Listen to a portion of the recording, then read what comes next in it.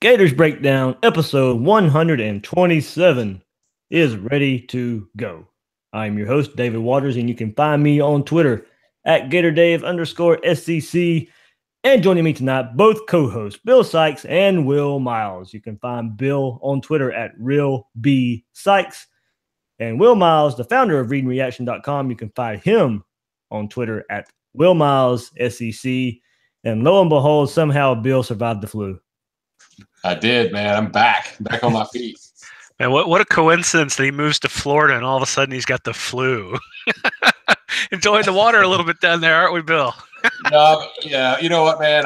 There was one day when I just had to get out of the house and I walked across the street to the pond and had to throw a line out, and it was therapeutic. I told you not to eat those fish out of the St. Johns River.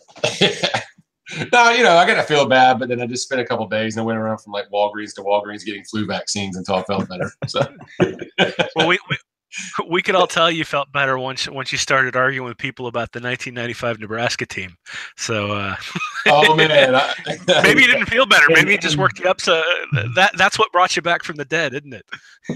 Hey, hold on. Made up star rankings matter. Yeah, I read that article and he was like, "Yeah, I guesstimated these star rankings. This guy was all state." I'm like, "What?" We can't talk too much because that 95 team, of course, kicked Florida's tail in the national championship game. But yeah, and the children of the corn killed all the adults in their town, but it's from like 20 years ago or 30 years ago. So whatever. Yeah, some people out there may not know what we're talking about, but that was some good talk. You think our listeners even know what Children of the Corn is anymore? I don't know. Probably. It was like the second most famous team in Nebraska. All you got to do is go back and find Bill's Twitter feed. You'll figure out what we're talking about. Okay. It was definitely amusing. I saw the article and I didn't even do anything. I just tagged Bill. I was like, okay, here we go. I know what's about to happen here. It was fun, man. It was fun. I couldn't help myself. Yeah, well, it was definitely funny there, seeing the back and forth. Will, what you got coming up on? Actually, we'll talk about it today. You released an article on ReadingReaction.com, so we'll definitely get into that. But how's everything going with the site? Everything's going great. Lots of engagement, lots of helpful suggestions from people, and I got called a social justice warrior the other day, so that was so that was entertaining. But during the off season, I got a little bit of freedom to write about some stuff that maybe isn't everybody's cup of tea, but I appreciate people checking it out, and we'll certainly be covering the recruiting both tonight and also on the site as it moves forward over this next week. Yeah, Bill, how'd you deal with following recruiting and all that while under the weather? Well, when I was strong enough to lift my phone, I would try to keep up with it. But in all seriousness, man, I was pretty sick there for a while. But it was kind of cool to be able to kind of follow along. And, things are looking up right now, as we're going to talk about. There's some positive signs. And, this is my favorite week of the recruiting year, the week like right before signing day. And there's some pitfalls of being a college football fan and following along with it and trying to keep your finger on the pulse of recruiting. Well, I'll kind of, catch our listeners up to speed tonight on what to look out for and, what traps to avoid as they're kind of following along. But, I had fun and I'm going to have fun this week too. Sounds good. Remember, you can find all your Gators Breakdown episodes on SoundCloud, iTunes, Google Play, and YouTube. Search on those sites to get the links by following Gators Breakdown on Twitter and on Facebook at Gators Breakdown. Look, when you're on iTunes and Google Play, please rate and review the show. Let Gator Nation know what they're getting with Gators Breakdown. And I apologize. I was trying to do modem out last week and had some audio issues. So hopefully all that's fixed tonight, working on something there. So everything should be good as far as that goes. But guys, of course, recruiting first and foremost. Plenty of battles going on for the Gators on the recruiting trail. With a week left before National Signing Day, we're following big names out there: Jacob Copeland, Andrew Chatfield, Malcolm Lamar, Richard Garage, and more. But the biggest one out there seems to be the tug of war for Nicholas Petit-Frere, offensive tackle. The battle for the 5-star continues to go on with him visiting Ohio State this coming up weekend. And as we've mentioned on here before, his school has a relationship with Buckeyes defensive coordinator Greg Schiano from his days of coaching the Tampa Bay Buccaneers. We've heard Petit-Frere enjoyed his Florida visit last week as Florida got to sell some proximity and their education reputation to him and his mom. Speaking of education, that's also what has Notre Dame in the picture. So don't forget about Notre Dame. He hasn't visited there since the fall, but it's been reported from many sources that Notre Dame may actually be the team to watch here and not Alabama or Ohio State for competition of getting his signature. Look, these are the type of battles we want to see Florida in when it comes to recruiting. A big program dealing with other big programs on the trail. This is a battle of heavyweights for a big-time five-star recruit. Landing this recruit at a position of need sends a message. It's a message that Florida isn't backing down on the trail like they did so many other times with the last staff. It's a message that the Gators want a kid and went out and got him from other powerhouse programs. This isn't like Jim McElwain's first class where he fell into five stars that wanted to be Gators like Martez Ivey and CeCe Jefferson. Yes, McElwain had to recruit those guys, but they wanted to be Gators.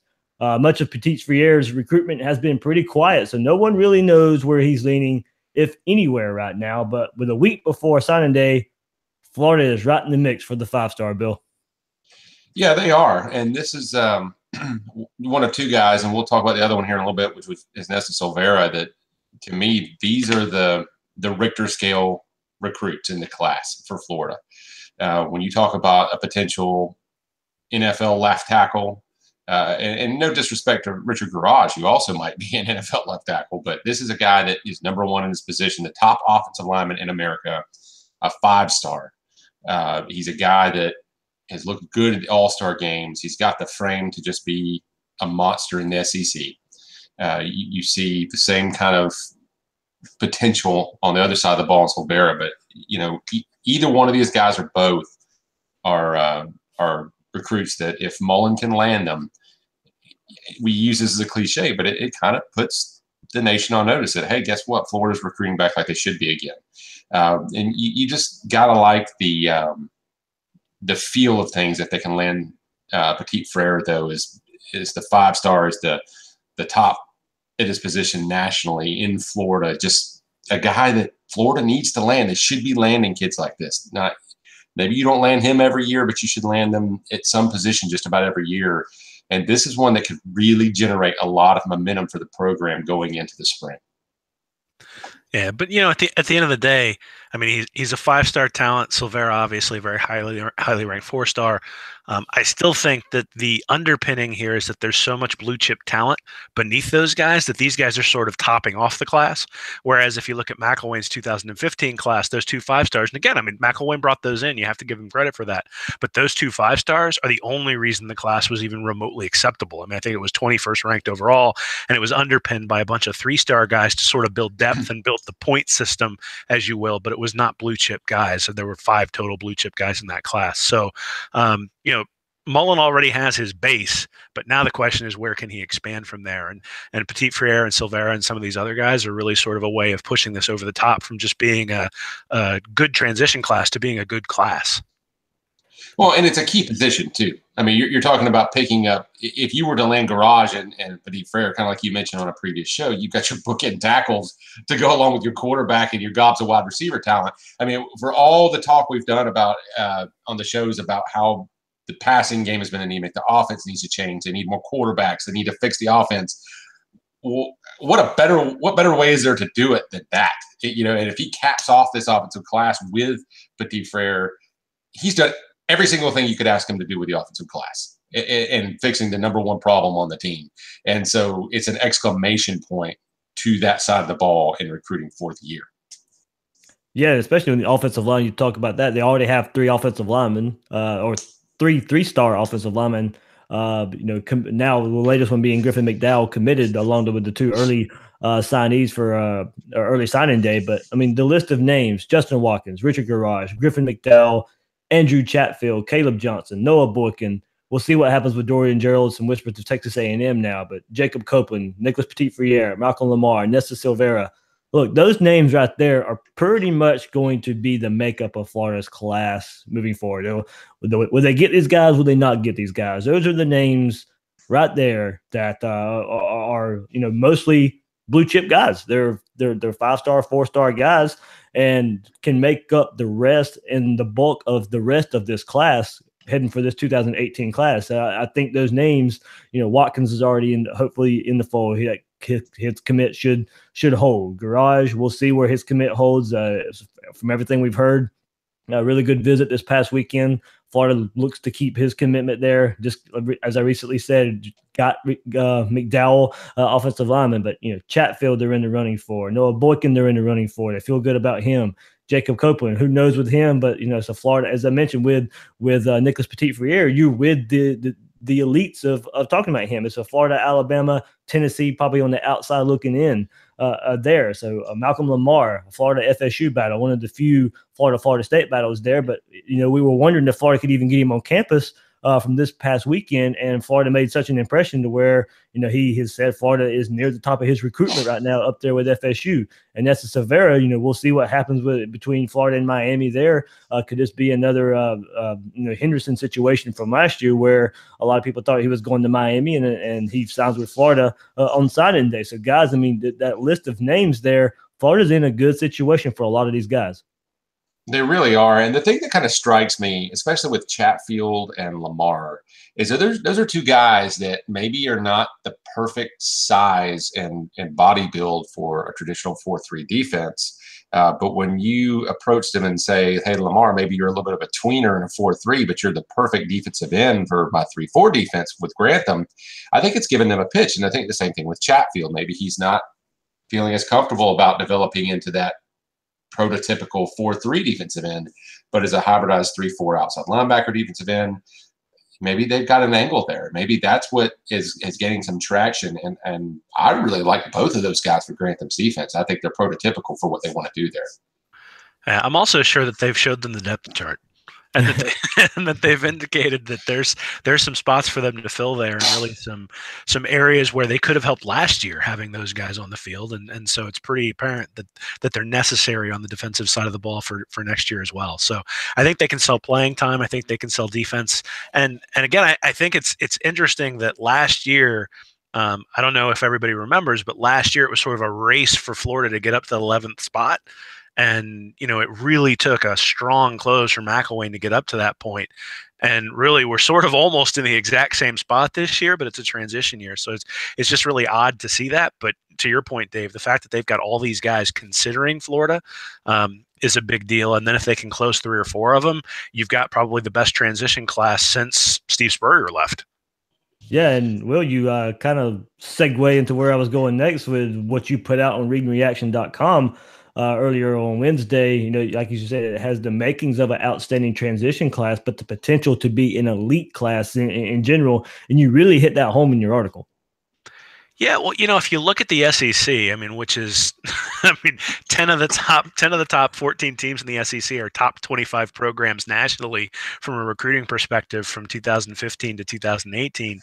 And if you break that down into blue chips, so how many blue chips are they signing? Alabama signs almost 20 a year. Georgia has averaged 16.5, Auburn at 15, LSU at 14.5, Tennessee at 9.5, Texas A&M at 8.8, and then Florida's at 8.3. So it really shouldn't be a surprise to us that Florida feels like a middle of the pack team in the SEC. They are a middle of the pack team in the SEC based on the signing. And if you look at Mullen this year, he's already got 9 blue chip guys coming in. But he's got the potential, like we've talked about, to bring in 2, 3, 4 more. And if you're bringing in 13 blue chip guys, usually you end up with about half of those guys making a contribution to your team over the 4 years that you're there. So if you can bring in 14 blue chip guys, that's 7 guys who are going to make an impact on your team. You do that for 4 years and you've got 28 guys who are making a contribution. You can even afford to have a couple of injuries and you still have blue chip talent come in. And we saw that with Alabama in the national championship game, bringing in Tua to play quarterback, bringing in the 5-star running back when Damian Harris wasn't doing what Saban wanted him to do. And all of a sudden, you've got these young guys all over the field who are just as talented. And you saw it on the other side of the field with Georgia, where they had Fromm in there after their 5-star quarterback. Eason had gone down earlier in the year. And you see that over and over and over again with these elite teams where, if you look historically, elite recruiting leads to national championships, but more than anything, just it's a depth issue. It's being able to handle the injuries. And, if you think about Alabama a couple of years ago, they just got decimated on defense and still were able to make it to the national championship game. And this year too, Will. This year too, going in late in the season. Yeah, but it was a little bit worse last year. And then they had to come up against Deshaun Watson. and that was really the determining factor there. But yeah, so you look at it. I mean, if he can bring in 12, 13 blue chips this year, all of a sudden he's starting to get close to what schools like Georgia and Florida State have averaged over the last 4 years. Now, it's not going to fix the problem, because they had 5 in 2015 and then I think 8 in 2016 and maybe 10 last year, something like that. And so 13 this year isn't going to fix the problem. But the good news is that in year 2, everyone else other than McElwain has had a top 3 class. They've averaged 16 blue chip players. So again, now you've got 15 to 16 guys who are going to be contributors onto your team from those 2 classes. And that's when you're going to see the jump forward, I would imagine. I think there's going to be a little bit of plugging of holes and things like that this year. That maybe, there might be some games that Florida loses that are close, just because they're equal in talent. I think next year they'll be able to exceed that. And then the other thing is that you've got Grimes and Van Jefferson coming in as transfers, and they're not necessarily counted in these numbers, but they're certainly blue chip guys that Mullen is bringing in and has essentially recruited.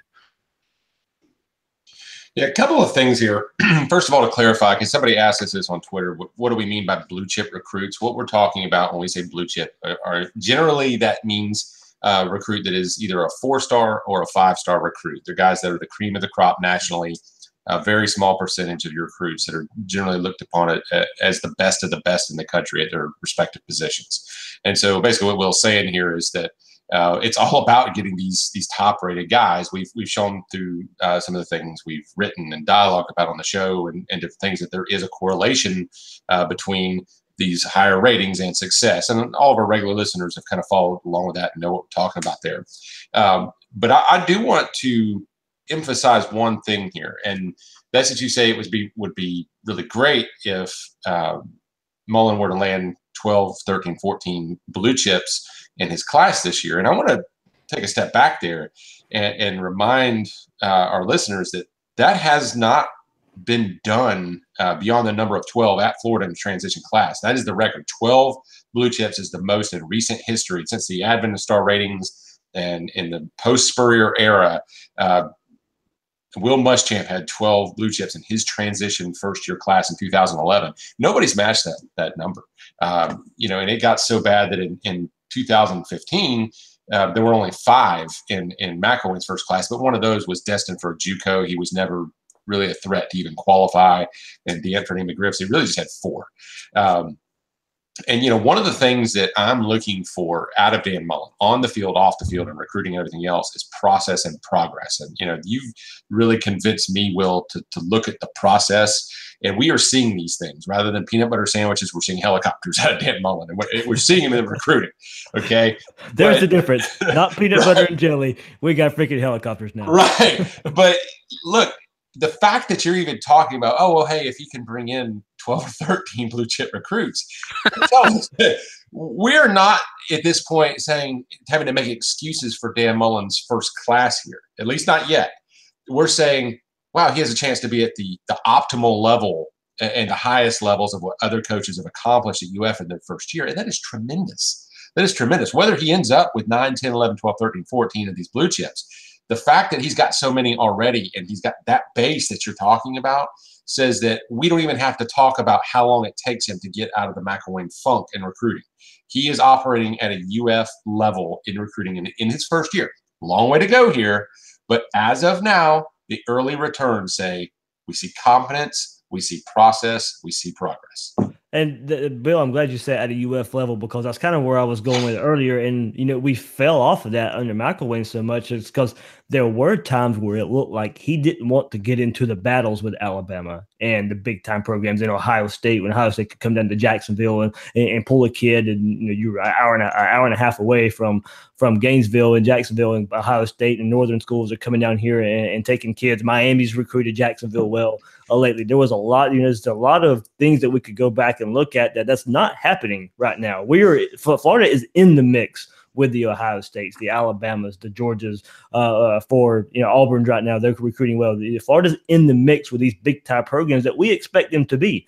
Look, it's actually a badge of honor. And when you're looking at a commit, and he's got Florida on his list, but he's also got Alabama. He's also got Auburn. He's also got Florida State. He's also got Miami. that's what it's supposed to be like. You want tough recruiting battles because that means you're going out there and recruiting the best of the best.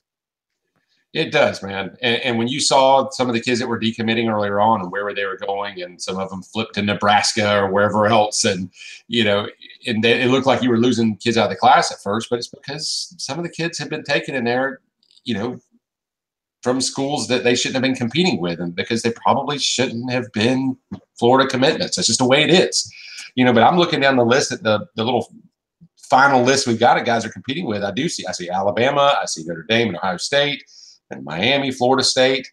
Noah Boykin, I think Ohio State might even be involved with Noah Boykin, and then you got Auburn, and you're not going to win all those battles, but like you said, they're mixing it up with the respectable opponents now, and that's what you want. If your opponents don't want your talent, you've got a problem. The other thing is it's 9 weeks. Right? By next week, it will have been 9 weeks. And I think it's telling that they're not in a ton of recruiting battles with Florida State, that they are in recruiting battles with Auburn and Alabama and Ohio State and Miami, schools that have established programs, established coaches at those programs. And Mullen's been able to sneak his way in and start to build relationships with these guys in the matter of 8 or 9 weeks. I think that really bodes well for next year. And I think that's what some of the past trends for the Florida head coaches shows. And to your point, Bill, Mullen is already essentially at where most of the coaches have been in their transition classes. Anything he puts on top of that, I feel a little bit greedy, but I want to be greedy. Yes. But at the same time, the fact that he's competing with these coaches that already have established programs, that he's not competing with people in transition classes necessarily, he's been able to, and I think based on his track record, being able to turn Emory Jones, Trey Dean, those sorts of guys, you can be pretty confident he's going to get a couple of these guys. And at that point, you really are talking about an elite class, not just an elite transition class. And we were also talking about where things were and how bad they were. Let me just say this. Let me give you guys some numbers at home about where the progress is tangible, where we can see it, and it's not just some nebulous thing here. We've already talked about how there were only 5 blue chips signed, really just 4 in McElwain's class, because the one was just window dressing. He wasn't going to qualify.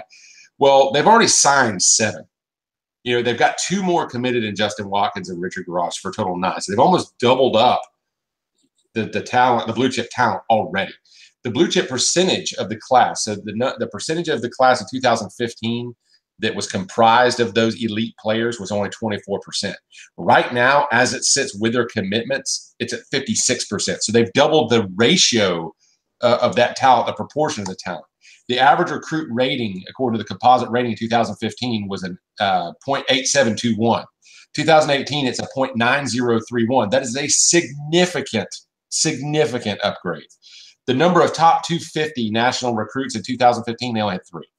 They've already got 7 so far in this class. The percentage of the national top 250 that made up the 2015 class was only 14%. Right now it's 44%, tripled. So I'm comparing that 2015 class. That was Jim McElwain's first class. Fast forward to 2018. So how is Mullen doing compared to the last guy? And the reason that I think that's so important is because we can't really compare the situation that Urban Meyer inherited to the one that Dan Mullen inherits.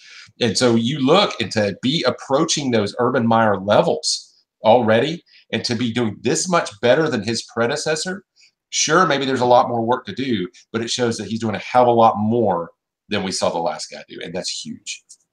Yeah, and then Bill, talking about doing more. You said we're gonna probably crunch some numbers right quick and see who we think Florida can get in this class and probably who they're trending for. But as I mentioned, I'll mention the names again: Justin Watkins, Richard Garage, Griffin McDowell, Andrew Chatfield, Caleb Johnson, Noah Boykin, Jacob Copeland, Nicholas Petit-Frere, Malcolm Lamar, Nessa Silvera, and Dorian Gerald. He's the big question mark right now with the recent news of the Texas A&M, as I mentioned.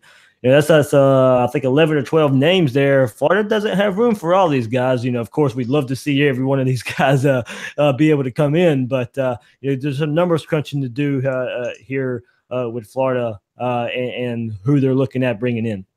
Yeah, there is. And remember, they started out with 24 initial counters that they could sign. So they could have 24 guys this year. They've got 13 locked up from the early national signing day.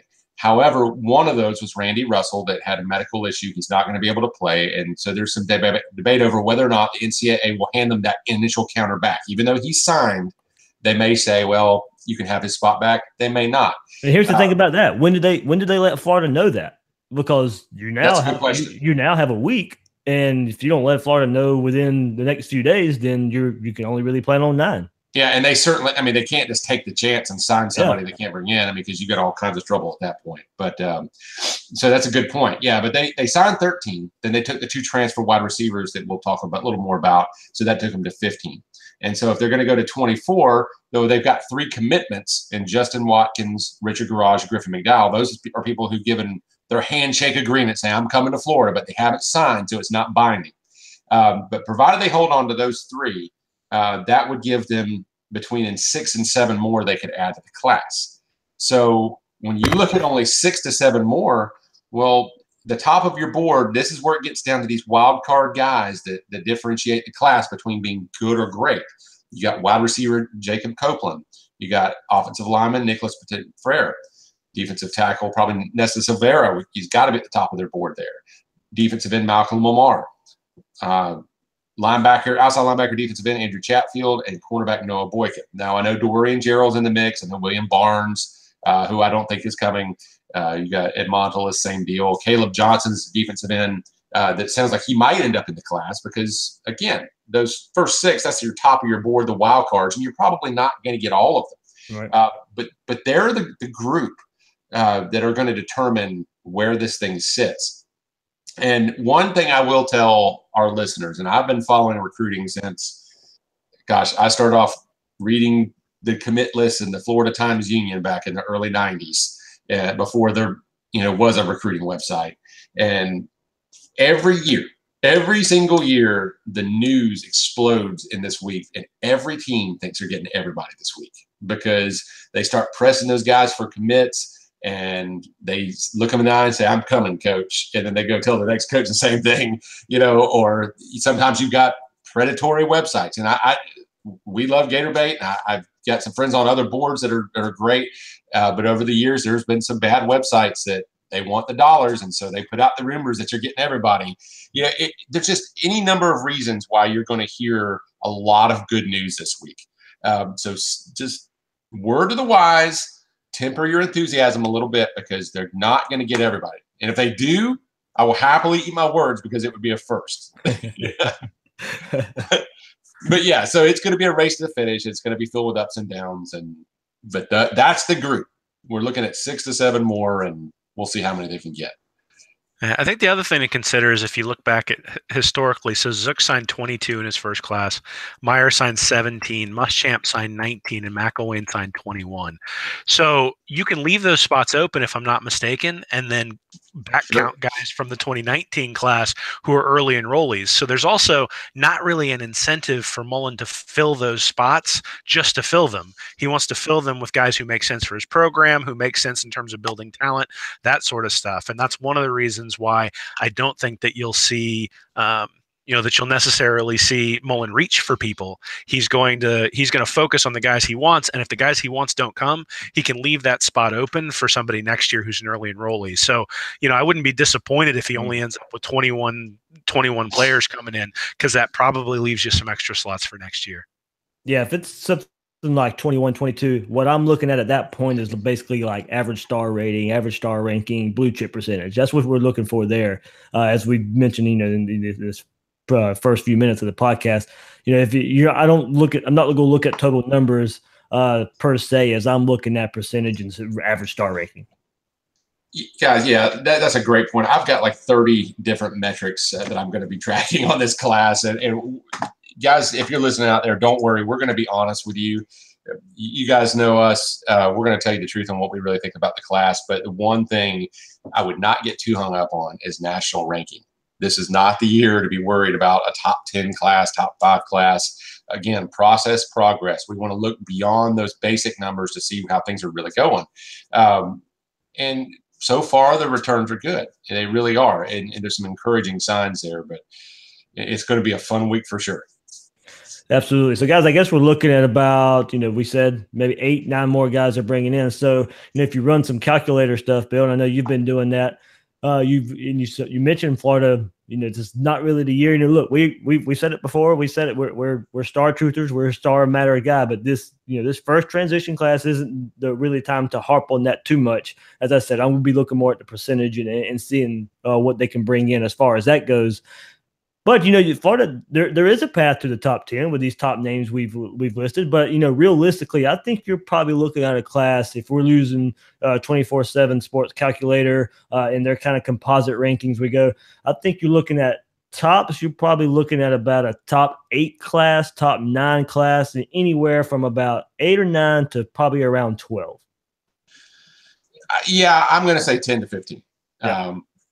No, I was saying 8 or 9 being the. It could be 8 or 9. Yeah, best. I don't see it. Yeah, I say when all said and done, I'll throw out a random number 12. Yeah, I'm thinking that was kind of referred to the likelihood, because there is a scenario, and we were discussing this before we went on air, that they could sneak up solidly into that top 10. But first, let me give you the worst case scenario. Here's what I think we're looking at. Let's say, of the current commits they lose Richard Garage. He goes to Clemson, and they add only Caleb Johnson, defensive end, who's a 3-star, and Noah Boykin, who is a low-rated 4-star. He's a cornerback. Still solid players. That would give them a class score of a composite on 233.0. Over the last 5 years, that class has ranked 18 to 22 in the nation.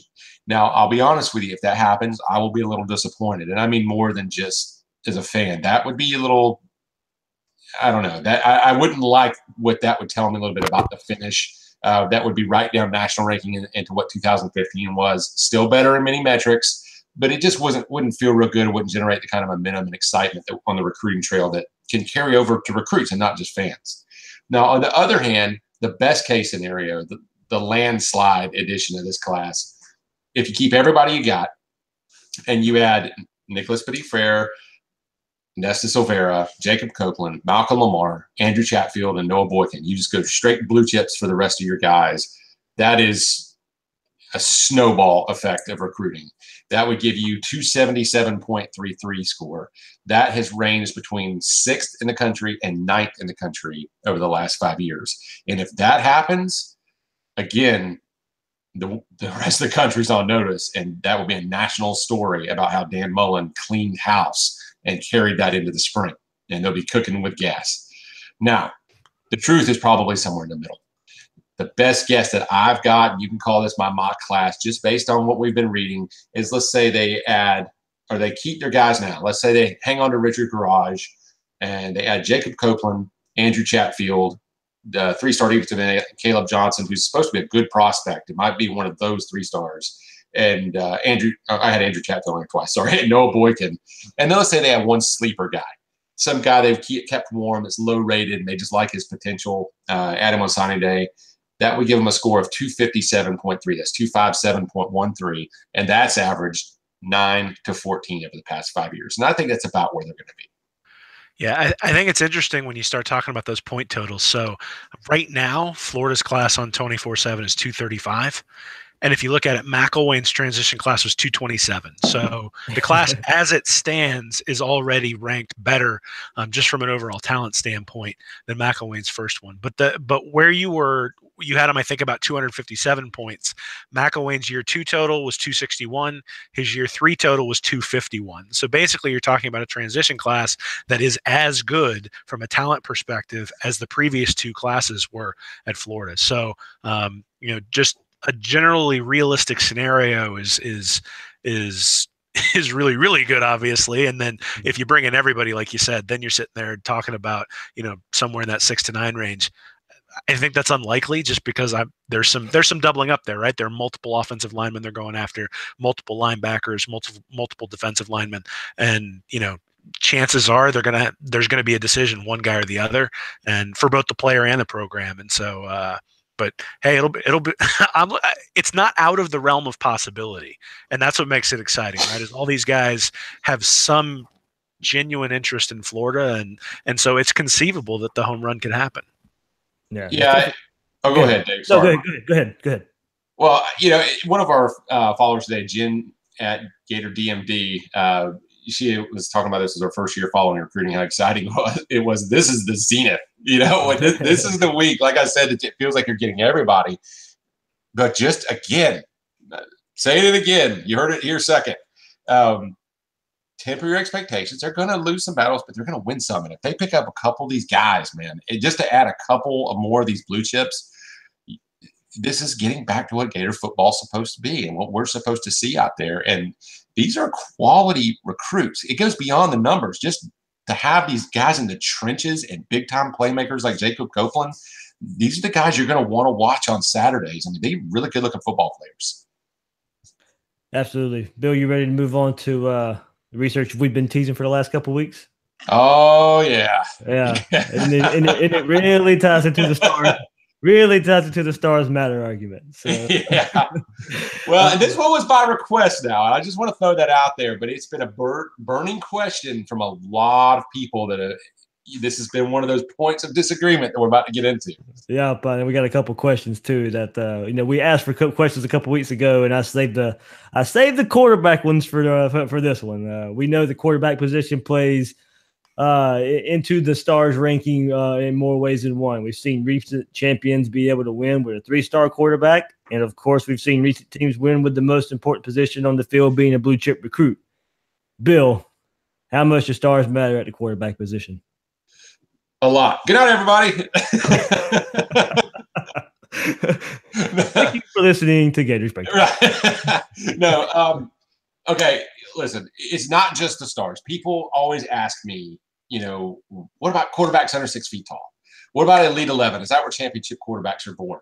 What about the Under Armour All-American game, Army All-American game? What about 3-star quarterbacks? What about, guys that are whatever? What about Baker Mayfield? So I sat down and I did the research, and Will pushed me farther than I wanted to go because I read all the national championship quarterbacks back to 2004. And the reason I did that is, the unified rankings, the national ranking system really kind of started to solidify in 2002. And I just couldn't find any behind 2004 that I could find solid rankings on, because Matt Leinart in 2004 found good stuff on him, but beyond him was Matt Mock from LSU 2003, who actually was a baseball player out of high school. And then beyond him was Craig Krenzel. Couldn't find ratings on him. So every national championship, as far back as I could, of guys that had star ratings, and I could find back to the very beginning of the Elite 11 and the All-Star games, and ran their data. I got all their stats and everything. And I was like, I'm feeling good about myself. We're going to get some good data. And then Will was like, well, you really ought to get playoff quarterbacks, And so I ran the playoff quarterbacks. And then I went and got everybody that's won an SEC. So I wanted to find out, we did it right. Let's compare the numbers on everybody who's won a national championship that we can find as a quarterback, everybody that's made the playoffs, and everybody that's won the SEC. And tonight, if you're wondering about 6-foot quarterbacks that played in the Under Armour All-American game that were mid-level 4-star, I can tell you exactly what you want to know. And this is where I need one of those voiceovers that go, Gators Breakdown. Yeah, man. So here's where it is. Let's start with the national championship quarterbacks, if you don't mind. All right. So when we compared these guys, the first thing I want to tell you is that they're not short. The average height, and this was a debate when Chris Lee came in, because, and ironically, he was the shortest one on the list. But they average 6 foot 3.2 inches tall for national championship quarterbacks. And he was the only one under 6 foot. And he was actually 71.88 inches at the combine, and they rounded him up to 6 feet tall. So that is the reason I think coaches don't feel comfortable and haven't had national championship level success with these smaller Doug Flutie type quarterbacks. So that is a factor in recruiting. Year in school, they typically were almost on average a junior, 2.9 years, and I didn't account for red shirts, so yeah, bad data, whatever. But typically they're in the third year unless they're a red shirt. The average star ratings of national championship quarterbacks, here's the moment of truth, 4.2. The average numerical rating on the composite score in 24/7 Sports, 0.9526, and they averaged being the 116th ranked recruit nationally. So out of everybody in the country, average 116. They were on average ranked 5.2 at quarterback, so the 5th best quarterback on average nationally. Now, the star band breakdown of the national champions, of those 14 national champions, 5 of them were 5 stars, 7 were 4 stars, and only 2 were 3 stars. And before I give the kicker, any comments or questions, Will? No, keep going, man. I'll save my criticisms for the end. Okay. Now, let me just remind you guys that every year we have a couple of 5-star quarterbacks, and these guys are winning like half the national champions, and then almost all the rest are 4 stars. But if you're saying right now, well, yeah, but look, there is a path for 3 stars to win them. Yes, you're right. However, both of those 3-star quarterbacks that have won a national championship since the advent of star rankings played for Alabama. In 2009, you had Greg McElroy on one of the lowest star-rated championship teams in recent history. I think they only had like a 38% blue chip percentage. They also because they were very young, but they had signed they had 8 5-stars on the roster and had signed 35 blue chips in the previous 2 classes. So the floodgates had opened and the talent was pouring in. It was just young. Now, in 2015, Jake Coker was a 3-star, and he was the lowest rated quarterback on the list. And I don't have his rating pulled up. Trust me, he was low. That team had a whopping 75% blue chip percentage on the roster and 21 5-stars that he was playing with. So can a 3-star quarterback get you a national championship? Yes, if Nick Saban is your coach. And if you got the kind of talent Alabama does. Right, and again, stars matter because you're surrounded by the other ones. Right, and I think all of us assume that, yeah, if you've got a better quarterback, you could need a little less on the roster like we saw with Clemson, and if you have a little less on a quarterback, you're going to need more on the roster around him. It's kind of common sense, or at least what we would assume. The numbers tend to back that up. But if we take those 2 guys out and we look at the national championship quarterbacks that are in there, the average star rating of the national championship quarterbacks rises to a 4.5. And the average rating rises to a .9707. The national recruiting rank rises all the way to 58.6, and the quarterback position average rank is 3.6. So then the average ranking is the 3rd or 4th best quarterback in the country and a top 60 player nationally. These are the guys winning national championship when you take those 2 out. So the data is pretty clear when it comes to national championship quarterbacks, that elite quarterback recruits eventually lead their team to national championships. 9 of the 14 championship quarterbacks studied were once rated as top 5 at their position.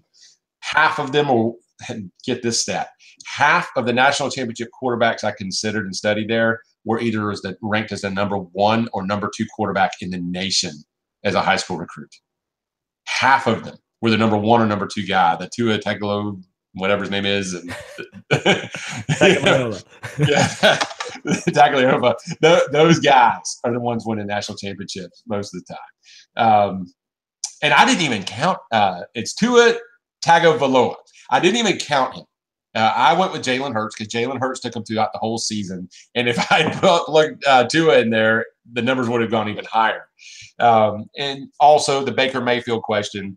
I tweeted it before he played Georgia. Nobody rated that low had ever led their team to a national championship, and sure enough, there it is. He was a 3-star. So close. Yeah, he was the number 42 quarterback in the country, and the lowest ranked quarterback as far as amongst other quarterbacks to ever win the national championship was Jake Coker. And even though he was a 3-star, he was still the 15th best pro-style quarterback prospect in the country. Nobody ranked lower has ever won one. So to answer the question as far as from a national championship perspective, yeah, stars matter. And you don't even need just a blue chip guy. You need an elite level guy typically to win the title. Yeah, so I do have a criticism here, and and I agree with you that you need elite quarterback play to win a national championship. That's not really what's in dispute. What I would say though is if you look back at the teams that have won national championships, and these are Rivals rankings because I did this a while back when I was still using Rivals rankings. But in 2016, Clemson won the national championship. They averaged 9.3 for the 4 years prior to the national championship. Then Alabama in 2015 averaged a 1.3 as their recruiting ranking. Ohio State was at 5. Florida State was at 7. Alabama's at 2. Alabama's at 2. Auburn at 12.5. Alabama at 6.5. Florida 5.3.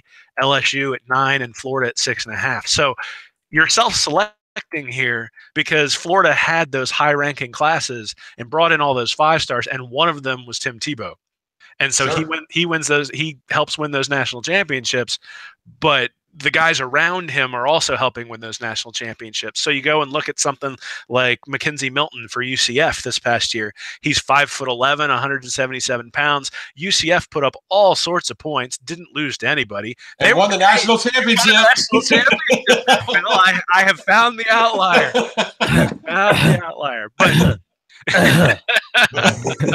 Well, Georgia didn't win, so UCF didn't win the national championship. But right. But I mean, yes, if Georgia would have won, yes, So two things. One is that 5'11" guy doesn't get recruited to an elite program like Florida or Georgia or Alabama because they have their pick of these guys who are 6'2", 6'3". And then the other thing is that in situations like, let's say, Lamar Jackson at Louisville, I mean, he's lighting it up and putting up 49 points a game, but the defense is giving up 50. And so they go, 9-3, and they don't get a chance to win the championship. That doesn't have anything to do with the quarterback. It has to do with the program. And so I think both things can be true, right? It can be true that you need an elite quarterback to win the national championship, but the other thing that's true is you need a bunch of elite players with him to take it forward. I think what it does say is that Baker Mayfield was an outlier this year, that him taking a team that really didn't have, I mean, they had top 15 talent from a recruiting class standpoint. They didn't have top 5, and his ability to take them to the playoffs really, I think, is something we need to give him credit for. And we'll see when he goes to the NFL, because he's somebody I would bet on based on what I've seen in college. Yeah, it's, and listen, here's the tough part. I think that we have a convincing case from all the data we've broken down to say that stars definitely matter in the big picture. They really, really do. But it becomes tough when you have overlapping factors like this to separate correlation from causation. And I think that's where it gets tough. I think you make an excellent point. I think that there is some coincidental, overlap here between where these guys are going. But then again, I mean, I know you mentioned Wisconsin. Like what you mentioned to me, they said, well, Wisconsin might be the better example if they ever got a hold of a 5-star quarterback. And it's kind of crazy. They had Russell Wilson, who wasn't a 5-star. They still didn't get it. And so, yeah, it is tough. It really is. And so I would think of this more. Will Miles is holding up the Kadarius Toney sign. Yeah, if you're not watching on YouTube, if you're just listening to the podcast, I'm counting with my Yoda puppet. I think by the height metric Bill threw out there, Kadarius Toney would not get it done. Yeah, if he puts up a season like Mackenzie Milton, no one's going to care. Hey, no. No, listen, man. All I'm trying to provide here is a roadmap of how it's been done. That's what our stats do. They say This is about probability based on what's happened before. Is it possible that trends change? Absolutely. Things change. Football changes. Life changes. So, it'd be great if, especially somebody like Kadarius Toney, who is short and a 3-star, but has all the athletic ability in the world, comes in and Mullen turns him loose like a weapon of defensive destruction, So I'm all for it. It just hasn't happened in the past. And Bill, to your point about the higher ranking players that usually lead to national championships, Florida's got 2 on the roster at the quarterback position in Felipe Franks and Emory Jones. So, we'll see how those guys fit in, but there's not a lot of Kadarius Toney's back up there again from Will. There's a lot there's not a lot of belief that Felipe Franks can be that guy after what we've seen from 1 year under Jim McElwain and that offense starting there. And Emory Jones is a true freshman who'd be coming in with a high ceiling and a high ranking. So it would be interesting, if it's going to be done under Dan Mullen and be done early, signs say it'd be one of those two guys. Yeah, they fit in the threshold. The guys that have won titles there are players that have been ranked at or lower than where Emory Jones and Felipe Franks were that have won national titles. And so, I mean, is this a magic formula? Absolutely not. We know that. There's Jeff Driscoll's, there's Baker Mayfield's, and then there's Jim McElwain's, and there's Dan Mullen. So, coaching matters, environment matters, the player matters, but Felipe Franks was a 4-star, ranked number 54, number 5 pro style in the country. Emory Jones was the number 85 prospect in the country, the 5th best pro style, dual threat quarterback in the country. All I'm saying is that these guys fit the statistical mold of guys that have won titles. And yeah, Franks has had a world of struggle. But I, for one, am waiting to see what Mullen can do with the guy. And so it wouldn't shock me if either one of them turned out to be great for Florida and lead them to big success.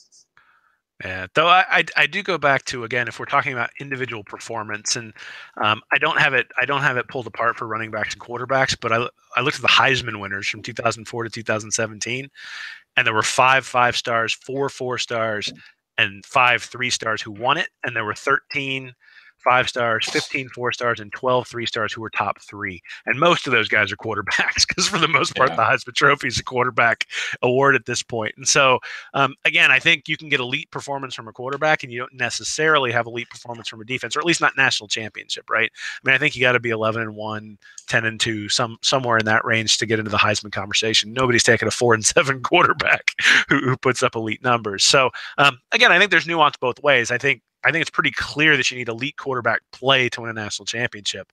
I just think it's probably also pretty clear that you need elite play everywhere else to win one as well. Absolutely. They all go together. And one thing, though, is that I thought was interesting is that when you look at the all-star games and some of these other factors in the Elite 11, they were not quite as important of factors as far as they didn't show that high statistical correlation. You saw about 71% of the national championships on the Elite 11, but only 57% for SEC championship quarterbacks and 50% for playoff teams. It kind of was staggered. Same thing for the All-Star games. They were only 50% participants for the national championship games. Only 29% of the SEC champion were Under Armour, Army All-Americans, and only 25% of the playoff quarterbacks were. So you got some different things at play there, but it all kind of comes back to those ratings. I think they're the most accurate and telling sign. All right. Talking about quarterback, you guys want to answer a couple questions that were sent our way? Sure. Go for it. All right. From Gator for Life at BOL Gator on Twitter. I don't know how to really say that, but that's what his name is. Assuming Emory Jones starts and seeing we are set at running back, do you see a run-heavy offense at least until Jones gets acclimated? Guys, I looked at this. It's going to be run-heavy either way, no matter the experience at quarterback. I went back and looked at the percentages of how much Dan Mullen ran the ball compared to passed the ball. And there's only 2 seasons, 2015 and 2012, where they passed the ball at Mississippi State more than they actually ran the ball. 2015, they run the ball only 43% of the time, went 9-4 that year, and they looks like they wanted to limit Dak Prescott's runs that year because he had 210 carries in 2014, only 160 in 2015. So they didn't run the ball as much because the quarterback didn't run the ball as much. Back in 2012, it was because they had Tyler Russell, who was not really known as a runner, only ran the ball 43 times that year. So 48% in 2012, almost half and half. But his first few years at Mississippi State, go back to 2009, ran the ball 66% of the time. 2010 ran the ball 67% of the time. In his third year, 2011, 58%. So it started going down a little bit. So starting in 2011, you had it at 58%, 2012, 48% running the ball, 2013, 53%, 2014, the 10-3 year at Mississippi State. Dak Prescott's big, almost Heisman-like year. They ran the ball 57% of the time. And as I mentioned, he had 210 carries that year. 55%, or 43%, as I mentioned, back in 2015, ran the ball 55% of the time in 2016. And this past year, they ran the ball 64% of the time. But if you go back to his time at Florida as offensive coordinator there, go back to 2006, of course, Chris Leak was not as much of a running quarterback, so only 53% running the ball there. 2007, Tim Tebow's first year, we all remember that, 57% they ran the ball. In 2008, the next championship year, ran the ball 61% of the time in 2008. So, as I mentioned, there's only 2 years that Dan Mullen's either been an offensive coordinator or a head coach. In only 2 years have they passed the ball more than they run it. So it's going to be a run-heavy offense, no matter the quarterback. Yeah, I think that they're going to pound the rock. I really do. I think that's where the talent is. I think that if anything, depending on who the quarterback is, really maybe not depending on the quarterback, I think that Frank's best untapped attribute is his legs. If he's the guy, I think if Emory Jones is the guy, his athletic ability is going to be his best weapon as a freshman. So whoever they go with, and of course if Tony's in there, that'll be the case as well. But yeah, I think that this team is set up to run the ball pretty well, and I think that's where he's going to focus early on. When you've got a guy that's unsure of himself in the passing game, like a freshman could be, and like Frank's is probably from his past, I think why not keep it in his hands and just try to make something happen on the ground? So yeah, that's what I expect to happen. Yeah, it's an interesting question because if you're the defense, what are you trying to do? You're going to try to make that true freshman throw the ball if Emory Jones is the quarterback. Or if Kadarius Toney's the quarterback, you're going to try to make him throw the ball because he's essentially a true freshman considering he played receiver last year. So at quarterback, at least he'd be at that experience level. So if I'm a defensive coordinator, I'm daring the guy to throw the ball. I'm playing one-on-one. And Mullen's offense is predicated on numbers. It's predicated on when they load the box, you throw it. And when you've got an advantage in the box, you run it. And so I actually think, especially early on against some of these teams that maybe have talent deficits, they're going to have to decide how do I want to defend Florida. I think they're going to bring guys up into the box, and based on what Mullen does, you got to throw the ball at that point. And if you can't trust him to throw the ball, then he can't be in the game. And that's really sort of the crux of what Mullen wants to do. So I think historically Mullen has run the ball, but I also think historically he's always trusted his quarterbacks to throw it, and he's always had strength up front. And we saw last year when Florida tried to rely on their offensive line against Michigan, they just got decimated. Now, is that scheme? Is that strength and conditioning? Or is that talent? I think we'll find out pretty early. All of the above. Well, and maybe so, but that was a game where McElwain was going in saying this is the strength of our team, and they were running stretch plays and all sorts of stuff, and Michigan just absolutely destroyed them. And if they can't win one-on-one battles up front, they're going to have to throw it. Yeah, the one thing I would add to that, though, and I'm certainly not suggesting that they're not going to throw the ball when they need to with the looks there, because you're right. If Florida's been 9 years of just running into 8 and 9 man fronts, but the one interesting thing you mentioned is the numbers games. And yes, Mullen's offense is about winning the numbers game. And although those loaded boxes are a little tough to overcome, the one thing his offense gives you with an athlete at the quarterback position is a way to neutralize those numbers with a running quarterback. And so that's why you might see them spread out a little bit and run with the quarterback or run a little option game. I think that, sure, I think they're going to have to throw the ball. I think play action needs to be a heavy part of what they do, and they need to be able to go vertical at times and stretch the defense. But I think if at all possible, if they can get it done, they're going to want the bread and butter early on in his regime to beat the running game. Yeah, he also dictates it with what he does formation-wise. Ollie Connolly for SEC Country wrote something that was really good in terms of him splitting out wide receivers wider than teams normally do, and it made them essentially declare their coverage. And by doing that, they immediately knew where the numbers advantage was. And so I think he's going to do the same thing, especially with a freshman quarterback, where he makes the pre-snap read obvious, and it's just, it's take a look at your first read, take a look at your second read. If neither one's open, you take off, or it's a running play straight from the beginning just by design. So there's some design things he'll be able to do if he wants to run the ball. Yep. We'll answer this one quick so we can wrap the show up a little bit. But Dylan Brooks sent, if Emory Jones wins the starting job and say Florida gets another dual threat quarterback in 2019, do you see all of the other quarterbacks transferring? And it's kind of interesting. It doesn't look like Jake Allen or Kyle Trask necessarily fit this system very well. So I think that was two guys you start with. But we don't know. We'll kind of see where the offense goes from here. And as we mentioned, how much will Dan Mullen rely on the run game? How much will he rely on a quarterback that can throw the ball? But you would have to think, and if you looked at some offers that they've pushed out in the 2019 class, they do seem more of the dual threat type of quarterbacks that Dan Mullen has won mostly with. So, guys, it does look like there's a lot of numbers there anyway with quarterbacks just in general. But you definitely can see some transfers probably coming if after maybe spring this year, if not, definitely next year. Yeah, what do you think, Will? You think they all leave if that happens?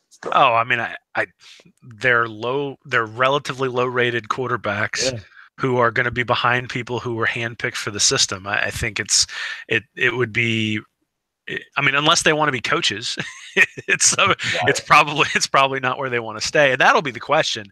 I mean, if those guys really feel like they've got the ability to go play somewhere, I mean, sure, why wouldn't you transfer to a school that either at the lower level or at FCS, or maybe even just transfer and play at Colorado State or something like that, where you get some playing time, and chances are McElwain gets a job next year, and so it's really sort of a perfect opportunity then for those guys to maybe transfer there. Transfer with someone who recruited you at a I'm assuming not a Power 5 school, but we'll see. So and the same thing happened at Florida with Josh Portis. I mean, Josh Portis was the first recruit for Urban Meyer, and he didn't get to play, and he eventually transferred out as well. Can you imagine that recruiting pitch? Hey, let me ruin you again. Man, that's exactly what went through my head. Like, if I'm one of those guys, do I want to follow him or not? I got a peanut butter sandwich. Hey, Luke Del Rio followed him all over the place. So. Good point. Good point. But if nothing else, he's loyal, because I would have gotten rid of Nussmeier about 2 years earlier. So, shame on you. Guys, quickly, I threw up the poll last week with the staff complete after the hiring of Larry Scott. How would you grade the Florida coaching staff? Said we'd discuss some comments. Not many since we're kind of running short on time, but 57% out of 1,626 votes, 57% gave the grade of an A, 39% of a B, 3% C or D, and 1% an F. Some people say Robert Gwynn here. Kind of hard to give out grades before the first full cycle, but the staff looks really good on paper, and they've done pretty well with the 18 class so far. And Bill, you brought up a good point here, and we've seen it. 9 of Dan Mullen's 10 assistant coaches have Florida or have coordinator level experience, and all have experience in the SEC. So that's a big selling point, and why this staff got an A from so many Gator fans. Yeah, everything we've seen out of this staff so far, everything is at least good. We haven't heard the nightmare stories yet. We've seen them aggressive. We've seen helicopters. We've seen hiring quality assistant coaches. We've seen them starting to put up the infrastructure to succeed with their support staff and all these things. Everything looks at least good. We don't know if it's going to be great yet. And so I understand when people say, maybe Christian Robinson's a little young. Maybe Grantham's system, and maybe he's not the greatest coordinator. I think we can just about all agree that they're doing a really good job in all these moves. I can understand why some people are hesitant to give it an A. It's not like you've got, just 9, big dog recruiters there. But, this is a pretty good looking staff. Experience means a lot in the SEC.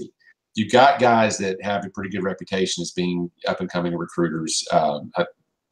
Brian Johnson and Charlton Warren are both looked at as, from what I've read, as guys that are up-and-comers. To me, I think one of the most telling things, I love the fact that people are saying, I wonder how long Larry Scott's going to stick around before he gets promoted. Yeah. I wonder how long Brian Johnson's going to stick around before he gets promoted. Then hopefully Christian Robinson turns out to be an up-and-comer. So, I like the fact that you got to mix a really strong base of experience, 1 or 2 young guys there that are up and comers, a lot of coordinator experience. For me, somewhere between an A- and a B+, and we'll see. Yeah. Well, one reason I like it is I don't mind the guys he brought from Mississippi State. I don't mind Greg Knox. I don't mind Hevesy. I don't mind Gonzalez because look, there's less of a guessing game. There's less of the having to figure out the language. There's less of figuring out what Dan Mullen expects from you. These guys know coming in what Dan Mullen expects from them. There's not as much guessing going on, and they could really hit the ground running when it comes to recruiting and when it comes to hitting the field and spring practice when they get that going. And Nick Savage as well, they know how he works in strength and conditioning, so they can hit the ground running from the staff he brought over from Mississippi State over to Florida, and I really think that can speed things up just a little bit. Yeah, let me say one thing real quick, and I keep hearing this thing about Brad Davis pop up, and I think Brad Davis was a good hire for McElwain, and they're worried about John Hevesy as a recruiter, and yeah, we're about to find out. I really want to see Hevesy hold on to one of these blue chip linemen, whether it's Garage or Petit-Frere or whatever. But even if he doesn't, that guy is a proven SEC level offensive line coach that was part of Florida's national title programs and some good offensive lines. We know he can get it done. Brad Davis is a guy that had experience at East Carolina, James Madison, and North Texas. And yes, he had a pretty good relationship, but there is no evidence to suggest he was going to land William Barnes. We could be in the same position with Richard Garage as we are now because Clemson is coming around, and we could be in the same position with Nicholas Petit-Frere. I think it's ridiculous to say that it was a mistake to let him go based on what we've seen so far. I think that was a good hire to bring Hevesy in. He's a guy that is a proven SEC offensive line coach. And to your point, Dave, the continuity matters. And that's actually so it's a good thing when your assistants are getting promoted, but all of that coordinator experience, that would be why I'd have it in the B range, is all that coordinator experience means a lot of those guys are going to leave and you're going to lose some continuity over the course of the next year or so. And so that would be my worry with it. But at the same time, I mean, what are you trying to do? I mean, you're trying to rebuild a program over the next year or two, and those guys are going to help you do that. And really, if they can help you if the offense puts up 35 points a game next year, there's not going to be any problem recruiting offensive talent to Florida. It's only if they put up 22 that they're going to need elite recruiters. I think a lot of times you obviously need people who are building relationships and in people's ear and things like that. And the recruiting leads to those teams that can put up 35 points. But if they can take what they've got and put up real improvement on the offensive side and probably a little bit of improvement on the defensive side as well, I mean, that's going to sell the program itself. So I've got it at a B. I am a little bit concerned about the coordinators just having that many guys, though I think it's a good thing for 2018. And then we'll see. I think a lot of it'll be, the proof is going to be in the pudding on next Wednesday based on who comes in. I mean, if they pull in 13 blue chips next week and that's the final count, well, you can't say anything bad about the staff because it's the best any staff has done since 2001 or whatever it is. I mean, so I think at that point you got to bump that up to an A. Good deal. Guys, that was a good one. Yeah, we forgot our birthday shout out though. No. I was going there. Andres Rodriguez, longtime supporter of the show. Happy birthday. We reached out to us and said his birthday was, I think it would be tomorrow on Thursday. So definitely happy birthday to him. And so hopefully he's listening to it at the gym on his birthday and it can reach him. The good news is he's got to listen to the entire show to get there. So. And another shout out, Bill. It's been a year since you've been on Gators Breakdown, man. Yeah, man, you're right. It has, and I just got a notification on Twitter that I'd been on there a year, and I was like, man. Oh, really? I just thought about it mid-show, so I had to go back and look at the day, but it was January 29th last year. So, yeah, man, $500,000 retention bonus was nice of you, Dave. I can't believe you gave me that big of a check, man. Will, did you get one of those? I have some complaints. A logic complaint. Don't start that rumor. Bitcoin's getting cheap, isn't it? Hey, it's been a fun year. I think we have some good stuff going on next week. We're going to talk about next week. We do. I have hopefully a big announcement coming the next few days or so. Some big things coming with the podcast, Gators Breakdown, getting bigger and better out there. So if anything, Laura Rutledge is leaving Feinbaum. She's doing Gators Breakdown. If anything, it would just it would let more people hear what we get to talk about here on Gators Breakdown. So we're looking forward to that. And like I said, look for next week. But guys, thank you again for joining. And I think, hey, look, we got about a week, and this week's gonna go and fly by like crazy. And with signing day, we're gonna wake up Wednesday morning, and it's gonna be shopping for the groceries. Yeah, may the faxes be with us.